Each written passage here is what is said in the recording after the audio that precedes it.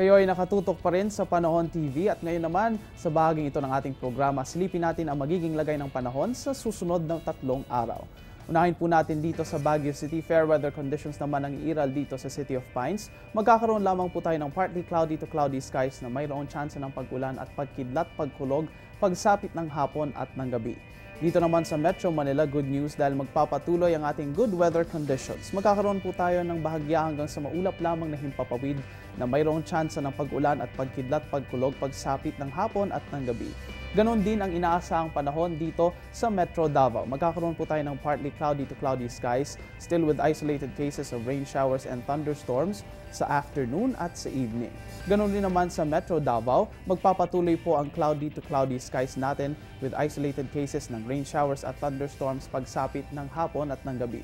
At sa Zamboanga City, fair weather conditions rin ang iiral sa atin. Magkakaroon po tayo ng bahagya hanggang sa maulap na himpapawid na mayroon lamang tsansa ng pag-ulan o pagkidlat, pagkulog, pagsapit ng hapon at ng gabi. Ngayon naman, silipin natin ang lagay ng panahon sa ilang piling bahagi ng Pilipinas.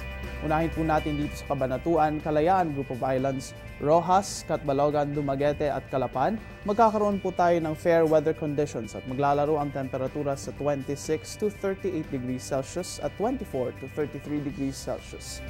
Sunod naman dito sa may Surigao, Dipolog, Tagbilaran, General Santos City at Kilapawan, magkakaroon po tayo ng temperatura ng aabot sa 24 to 32 degrees Celsius at 23 to 32 degrees Celsius at magkakaroon din tayo ng fair weather conditions.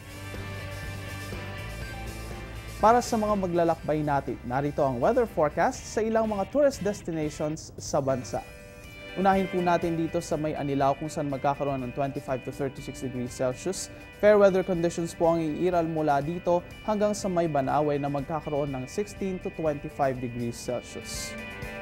Dito naman sa may Naga, El Nido, Boracay at Cagamigin, magkakaroon po tayo ng moderate temperatures kung saan maglalaro ito sa 26 to 35 at 24 to 33 degrees Celsius at magkakaroon din tayo ng fair weather conditions sa mga lugar na ito.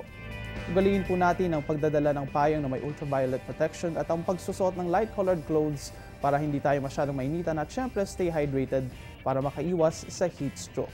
Magbabalik po kami matapos ang paalalang ito.